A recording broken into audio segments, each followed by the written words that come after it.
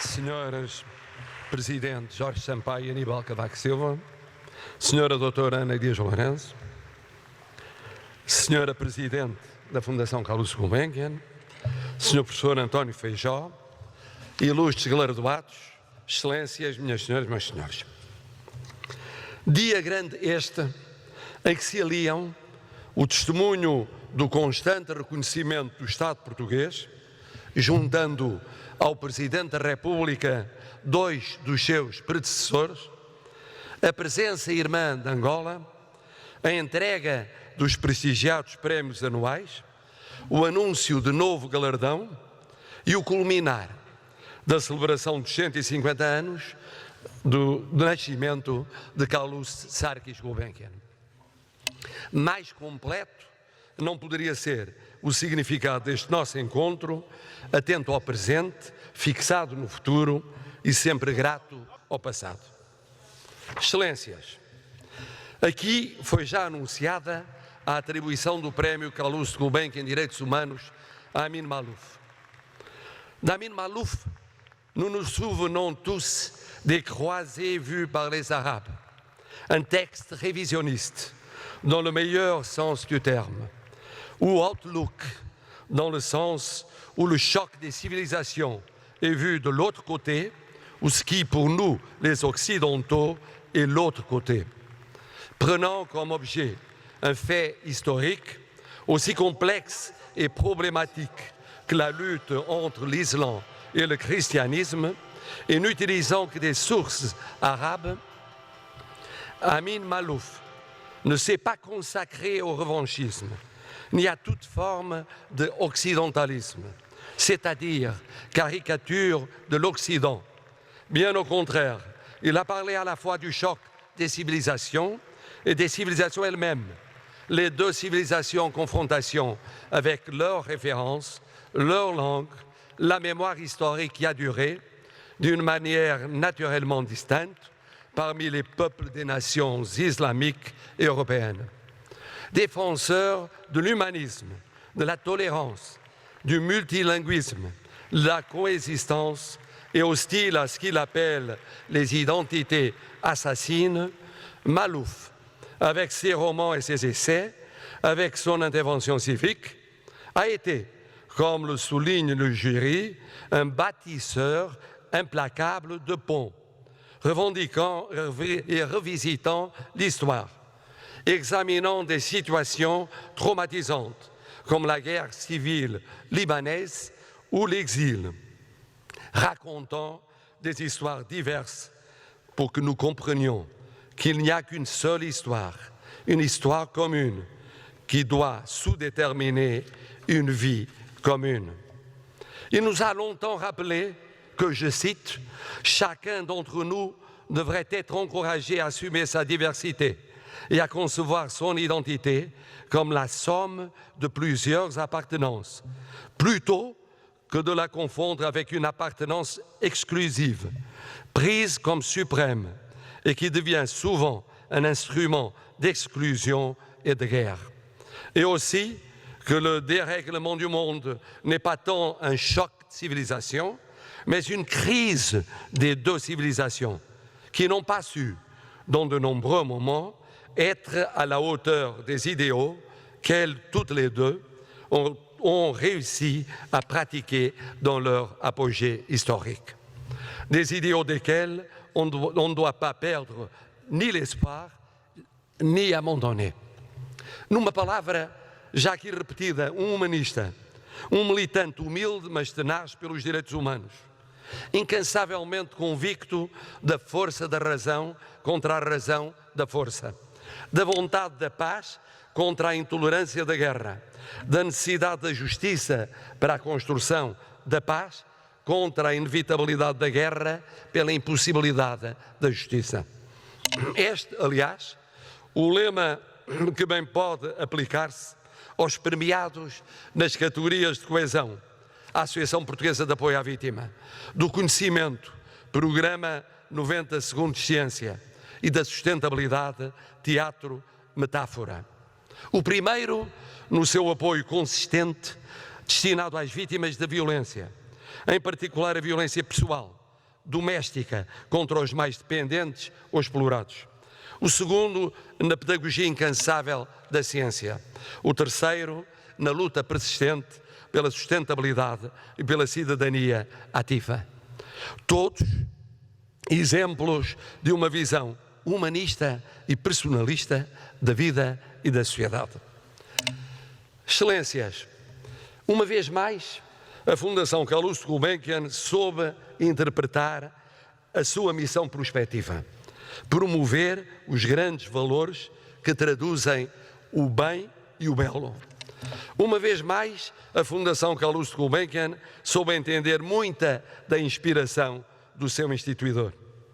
Como soube, ao anunciar hoje, pela voz da sua Presidente, um novo prémio, antecipando as fronteiras de meados deste século XXI. Como soube, ao encerrar um ciclo longo em que a sua vida económica e financeira andou paredes meias, para não dizer que dependeu da remota matriz originária, genialmente concebida e laboriosamente construída pelo seu patrono no início do século XX, em pleno ascenso do petróleo e do seu papel no universo que durou até aos nossos dias. Ao virar esta página, muitos se surpreenderam e preocuparam até com o arrojo e o risco do passo dado. Não é impunemente que se muda de vida ao fim de mais de 60 anos de apreciável apego às raízes. Como não foi impunemente que desde a aproximação da viragem do século se ajustaram estratégias fundacionais a um mundo mais global, a desafios mais sociais, a novas formas de intervenção na cultura, na ciência, na educação. Muitos de nós, eu por mim o confesso, algumas vezes nas 2 últimas décadas encaramos com desconforto, para dizer o mínimo, o que nesta casa representava alterar paradigmas, questionar quais axiomas, abalar certezas feitas. Acentuando a saúde, a inclusão social, as migrações, as temáticas internacionais e geoestratégicas, onde antes primavam de modo soberano e quase exclusivo as artes, a ciência ou a educação.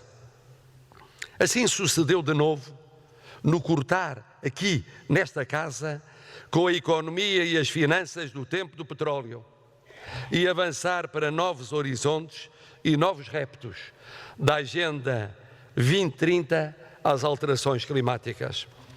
E, no entanto, com todas as suas contingências, com todas as suas imprevisibilidades, os tempos mudam e mal andaria a Fundação se não acompanhasse, ao menos em parte, esse fluir de factos e de reptos.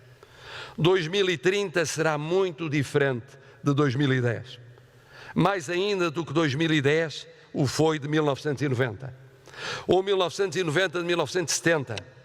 Ou 1970 do ano 1º de 56. Em boa verdade, apenas uma realidade permanece.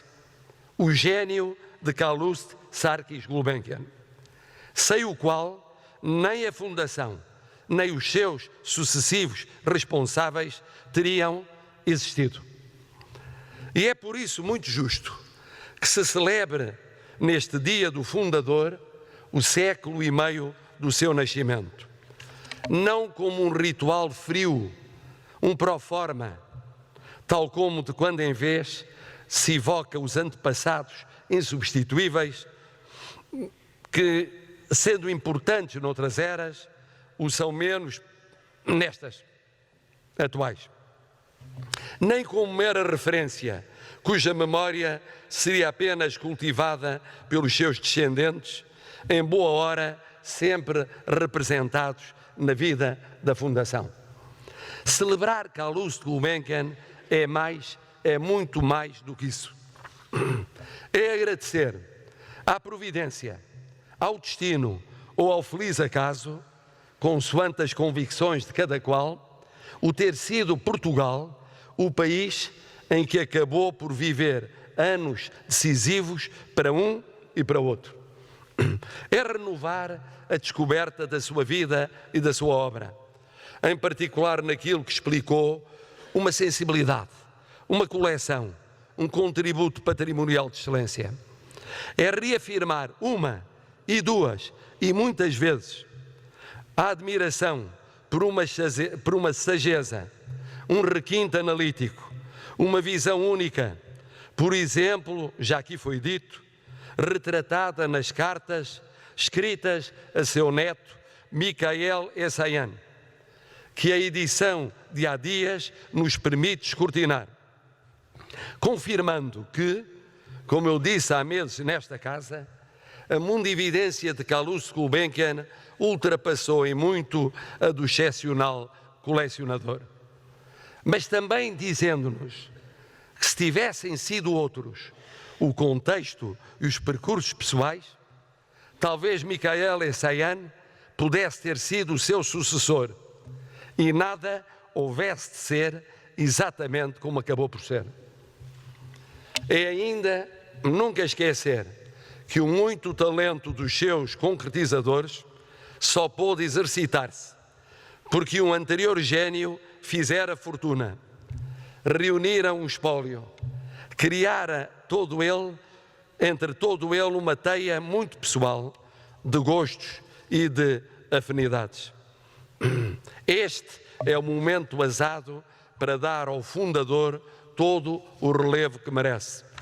Agora que a distância permite, com ainda maior clareza, entender a singularidade desse fundador, que Portugal aprendeu com o sucesso desta notável fundação, a conviver não apenas com ela, mas com várias outras, a diversos títulos suas pares, que ela deixou de querer e poder ser o substituto de departamentos estatais na cultura ou na ciência, que o realismo justifica o serem irreversíveis os seus traços estatutários, mas que o mesmo realismo aconselha a valorizar sempre o papel dos descendentes de Calouste Gulbenkian. Agora que tudo isto é evidente para todos e por isso pacífico, é ainda mais possível saudarmos e agradecermos a razão de ser daqui estarmos hoje. Que fique bem expresso nesta hora, quando a Fundação já conta com mais de 6 décadas e com todos os reconhecimentos concebíveis que, em rigor, Portugal deve a Calouste Sarkis Gulbenkian uma homenagem não menor, certamente maior, do que as homenagens muitas e bem prestadas à Fundação, que ele próprio permitiu que pudesse afirmar-se. Não traduzida em renovadas insígnias, já que o homenageado a elas era avesso, apreciando mais do que esse rito o sentido profundo da memória grata de quantos tocou ao longo da sua vida. Neste centenário e meio do seu nascimento, o verdadeiramente essencial é o saber-se que Portugal não esquece, nem nunca esquecerá, o que deve a Calouste Sarkis Gulbenkian. Precisamente, o ter tocado e mudado a vida de milhares e milhares de pessoas que nunca haveria de conhecer. Devemos-lhe essa indelével e perene gratidão. A indelével e perene gratidão a que o Presidente da República dá voz em nome de todos os portugueses.